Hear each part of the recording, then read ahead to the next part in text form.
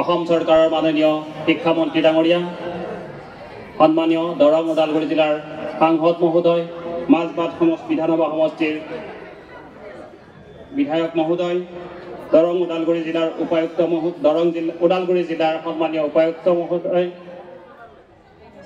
অতিৰিক্ত উপায়ুক্ত তথা বিদ্যালয়সমূহৰ পৰিদৰ্শক মহোদয়, প্ৰাক্তন বিধায়ক শ্ৰীযুত প্ৰফেসৰ ব্ৰহ্মদ্বীপ, আমাৰ আজিৰ এই সভাত উপবিষ্ট সন্মানীয় বিভিন্ন জিলাৰ সন্মানীয় আমাৰ বিভিন্ন বিদ্যালয় প্ৰধানসকল, আমাৰ সন্মানীয় এই সভাত উপবিষ্ট সুধীবৃন্দ, আই মাতৃসকল আৰু মোৰ মৰমৰ ছাত্ৰ ছাত্ৰী, সংবাদ কৰ্মীসকল, মই সকলোলৈকে মোৰ প্ৰথমেই শ্ৰদ্ধা নিবেদন কৰিছোঁ। সম্পাদকীয় প্ৰতিবেদনখন মই যুগুত কৰিছিলোঁ যদিও যেহেতু সময় তাকৰীয়া, সেয়ে মই প্ৰতিবেদন আকাৰে পাঠ কৰিবলৈ ইচ্ছা কৰা নাই। মই চমুৱাই কথাখিনি অকণমান ক'বলৈ বিচাৰিছোঁ। 1949 চনৰ এক শুভক্ষণত আমাৰ এই মাজবাট উচ্চতৰ মাধ্যমিক বিদ্যালয়খন কেইগৰাকীমান চিৰনমস্য ব্যক্তিৰ প্ৰচেষ্টাত জন্ম হৈছিল। প্ৰথমে তৰুণ মধ্য ইংৰাজী বিদ্যালয় হিচাপে, পৰৱৰ্তী সময়ত সেইখন বিদ্যালয়ে 1977 চনত উচ্চ মাধ্যমিক পৰ্যায়লৈ উন্নীত হয় আৰু 1979 চনত এই বিদ্যালয়খনিয়ে উচ্চতৰ মাধ্যমিক শাখালৈ উন্নীত হৈছিল। 1992 চনত এই বিদ্যালয়খনত কলা শাখাৰ লগতে বৃত্তিমুখী শাখাৰো প্ৰচলন হৈছিল। আৰু ঠিক তেনেদৰে আগবাঢ়ি অহা এই বিদ্যালয়খনে আজি আমাৰ পৰ্যায়ক্ৰমে আগবাঢ়ি গৈ মহাৰাজা জয়ন্তীৰ এক বিশেষ ক্ষণত উপনীত হ'লহি। এই বিদ্যালয়খনৰ জন্মকালৰ যিসকল ব্যক্তি আছিলে, আজি আমি সঁচাকৈয়ে সেইসকলক নতশিৰে স্মৰণ কৰিছোঁ। তেওঁলোকৰ যেন বিদেহ আত্মাই চিৰদিন শান্তিত থাকে আৰু আমাক আশীষ প্ৰদান কৰে। এই ৭৫ বছৰীয়া বিদ্যালয়খনৰ পৰা বহু সময়ত আমাৰ মাজবাটৰ বিভিন্নজনে সুখ্যাতি অৰ্জন কৰি আমাৰ বিদ্যালয়খনৰ সুনাম অৰ্জন কৰি আনিছে।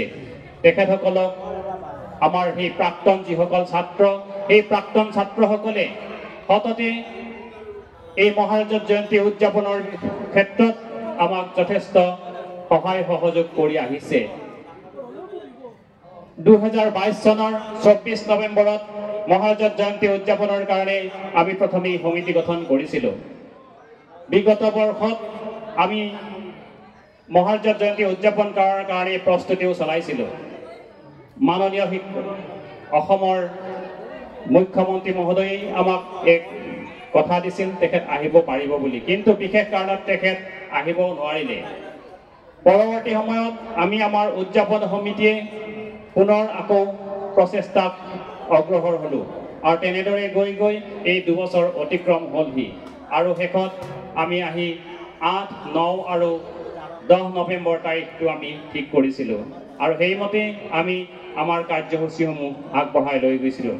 এইখিনিতে আমি আপোনালোকক জনাব বিচাৰিছোঁ, ইতিহাস গঢ়কা এই মাজবাট উচ্চতৰ মাধ্যমিক বিদ্যালয়খনিয়ে আমাৰ 2023 বৰ্ষত TMCৰ অধীনত এক সুকীয়া স্থান লাভ কৰিছে। Prime minister school for rising India বুলি আমি যাক ক'ব পাৰোঁ। এই বিদ্যালয়খনৰ যদিও আন্তঃগাঁথনি আমাৰ যথেষ্ট দুৰ্বল, তথাপিও আমাৰ BTC চৰকাৰৰ তত্বাৱধানত ইতিমধ্যে 1 কোটি টকাৰ আমাৰ বিল্ডিং দুটিও আৰম্ভ কৰা হৈছে। ইতিমধ্যে বিধায়ক মহোদয়েও আমাক এটি পুথিভঁৰাল উপহাৰ দিছে। ঠিক তেনেদৰে আমি আমাৰ TMCৰ অধীনস্থ বিদ্যালয় হিচাপে চৰকাৰৰ পৰা পোৱা অনুদানেৰে বিদ্যালয়ৰ কিছু মেৰামতিৰ কামো আমি সম্পাদন কৰিছোঁ। এনেদৰে আমি আগবাঢ়ি আহি বিদ্যালয়খনৰ এক সুন্দৰ পৰিৱেশ দিবৰ কাৰণে আমাৰ শিক্ষক শিক্ষয়িত্ৰীসকলে যথেষ্ট যত্নপৰ হৈছে। 1184 জন আমাৰ এই বিদ্যালয়ৰ ছাত্ৰ। গতিকে এই প্ৰায় 1200 ছাত্ৰ ছাত্ৰীৰ মাজত আমাৰ এই বিদ্যালয়খনত শিক্ষক শিক্ষয়িত্ৰীৰ সংখ্যা নিচেই কম। আমাৰ শিক্ষক শিক্ষয়িত্ৰীৰ সংখ্যা মাত্ৰ আমি 28 গৰাকী ঠিক তেনেদৰে আমাৰ উচ্চ বৰ্গ সহায়ক এজন নিম্ন বৰ্গ সহায়ক এজন আৰু চতুৰ্থ শ্ৰেণীৰ কৰ্মচাৰী 2 গৰাকী তেনেদৰে আমি প্ৰায় 1200 ছাত্ৰ ছাত্ৰীৰে ভৰি থকা এই বিদ্যালয়খন চলাই লৈ যাবলগীয়া হোৱাত সততে যথেষ্ট অসুবিধাৰ সন্মুখীন হৈছোঁ তথাপিও আমাৰ কৰ্মোদ্যমী শিক্ষক শিক্ষয়িত্ৰী আৰু ছাত্ৰ ছাত্ৰীসকলৰ প্ৰচেষ্টাত আমি আগবাঢ়ি গৈ আছোঁ এনেদৰে আমি বিদ্যালয়খনক আগবঢ়াই নিবৰ কাৰণে কোনোদিনেই যত্নৰ ত্ৰুটি কৰা নাই আৰু আশা ৰাখিছোঁ মাজবাটবাসীয়ে আমাক যেনেদৰে সহযোগিতা আগবঢ়াই আহিছে আমাৰ অসম চৰকাৰৰ তৰফৰ পৰাও আমি নিশ্চয় বিদ্যালয়খনিৰ অভাৱসমূহ অতি সোনকালেই পূৰণ কৰিব পাৰিম আৰু এখন জাকত জিলিকা স্কুল হিচাপে বিদ্যালয় হিচাপে আমি পৰিগণিত হ'ব পাৰিম এইখিনি মই কামনা কৰিছোঁ আৰু মই আমাৰ এইখিনিতেই ৰাইজক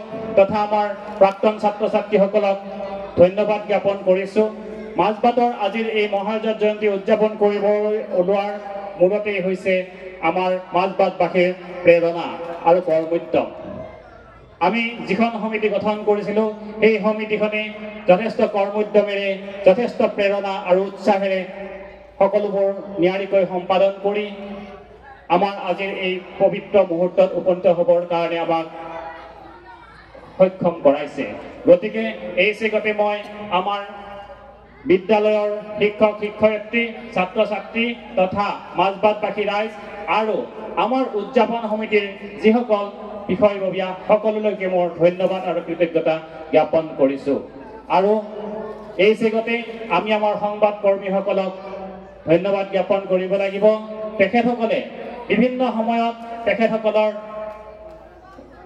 বাতৰি কাকত বা অন্যান্য মাধ্যম ইলেক্ট্ৰনিক্স মাধ্যমৰ জৰিয়তে আমাৰ এই মহাৰাজৰ জয়ন্তীৰ বাৰ্তাসমূহ প্ৰচাৰ কৰি এক জনজাগৰণৰ সৃষ্টি কৰি আহিছে হে সুধীবৃন্দ যেহেতু আজি আমাৰ সময় নিচেই তাকৰীয়া সেয়েহে মই সম্পাদকীয় প্ৰতিবেদনৰ পাঠ কৰিবলৈ নগৈ থুলমূলকৈ আপোনালোকক এই বিদ্যালয়খনিৰ এটি চমু আভাস দিবৰ কাৰণে চেষ্টা কৰিলোঁ গতিকে ইয়াত যদি কিবা মোৰ ভুল ত্ৰুটি হৈছে দোষাদোষ হৈছে আপোনালোকে মোক মাৰ্জনা কৰিব আৰু এইখিনিকে মই মোৰ সম্পাদকৰ তৰফৰ পৰা আপোনালোকক লৈ আগবঢ়াই মই ধন্যবাদ জ্ঞাপন কৰিছোঁ আৰু মই মোৰ সম্পাদকীয় বক্তব্যখিনি এইখিনিতে সামৰণি মাৰিছোঁ জয়ত মাজবাট উচ্চতৰ মাধ্যমিক বিদ্যালয়